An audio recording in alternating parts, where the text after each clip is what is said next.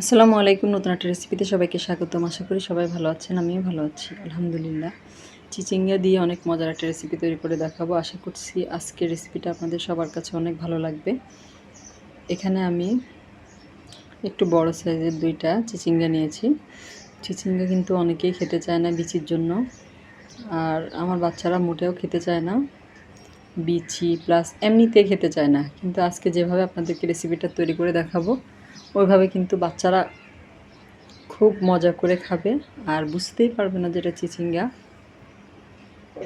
প্রথমে আমি চিচিঙ্গা 2টার চামড়াটা ছিলে নিচ্ছি একটা পিলার দিয়ে।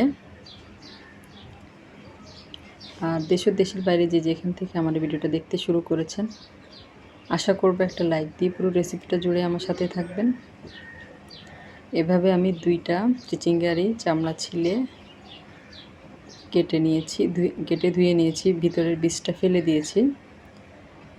আগে বলেছি বীজটা আমাদের বাসায় কেউ খেতে চায় না, আর বাচ্চারা তো মোটেই না। এজন্য আমি রান্না যখনই করি চিচিঙ্গা তখন কিন্তু বীজটা ফেলে দিই। ফেলে আমি এরকম টুকরো করে কেটে ধুয়ে নিয়েছি। আর এখানে আমার লাগবে রসুন, পেঁয়াজ। এখানে 3টা পেঁয়াজ, চিচিঙ্গা বুঝে রসুন পেঁয়াজটা নেবেন। আমি এখানে 3টা রসুন নিয়েছি, কোয়াটা এরকম খুলে নিয়েছি, আর বড় সাইজের একটা পেঁয়াজ এরকম করে কেটে নিয়েছি। আর যে প্যানের মধ্যে আমি এটা সিদ্ধ করব ওই প্যানের মধ্যে প্রথমে চিচিঙ্গাগুলো দিয়ে দিলাম। এরপরে দিয়ে দিব রসুন এবং পেঁয়াজটা। তারপরে দিয়ে দিব ঝালের জন্য মরিচ।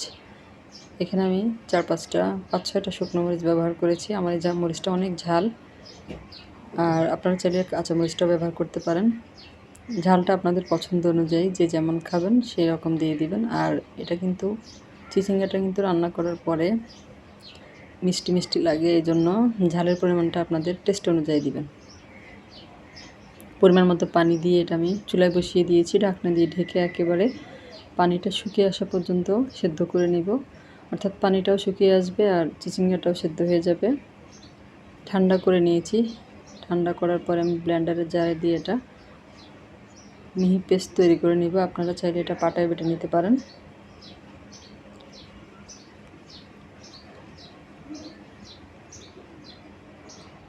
আমি সবগুলো পেস্ট তৈরি করে নিয়েছি। এই যে এবার চলে এসেছি চুলায় একটা প্যান বসিয়ে দিব। প্যান বসিয়ে দিয়ে এখানে আমি প্রথমে দিয়ে দিব সয়াবিন তেল। আপনারা চাইলে এখানে সরিষার তেলটাও ব্যবহার করতে পারেন, কোনো অসুবিধা নেই। আর তেলের পরিমাণটা একটু বেশি দিতে হবে। এখানে আমি প্রায় 4 টেবিল চামচের মতো সয়াবিন তেল দিয়েছি।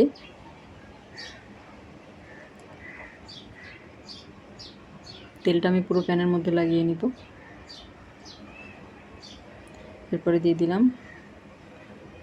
একদম বড় সাইজের একটা পেঁয়াজ কুচি করে নিয়েছি।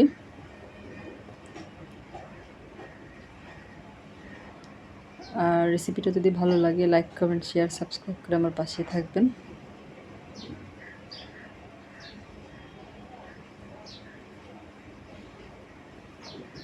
এরপর এখানে আমি দিয়ে দিব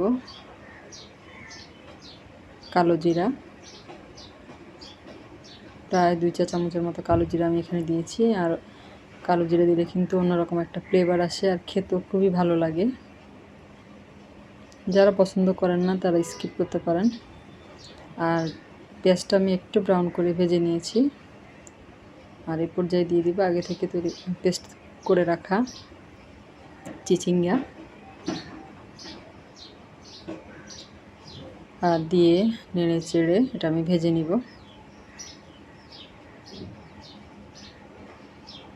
আর এভাবে কিন্তু চিচিঙ্গাটা রান্না করলে সবাই খাবে। আর এখানে আমি স্বাদ অনুযায়ী একটু লবণ দিয়ে দিব।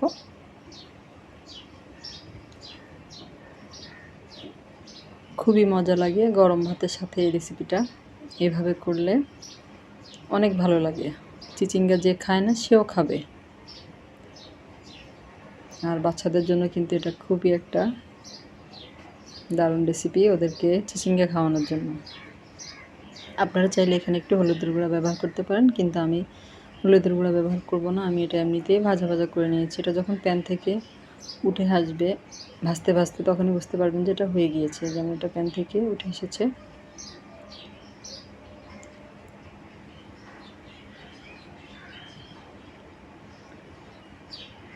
রেসিপিটা আপনাদের কাছে কেমন লাগলো অবশ্যই কমেন্ট করে জানাবেন। আর এই রেসিপিতে অবশ্যই একবার বাসায় ট্রাই করে দেখতে পারেন, খুবই ভালো লাগে খেতে।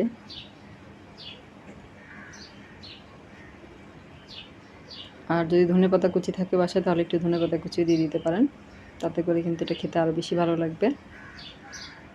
তৈরি হয়ে গেল আমার চিচিঙ্গা দিয়ে ইউনিক একটা রেসিপি। এটা সার্ভ করে আপনাদেরকে দেখালাম। এই যে ঠান্ডা হওয়ার পরে কিন্তু এটা আরও সুন্দর হয়ে গিয়েছে।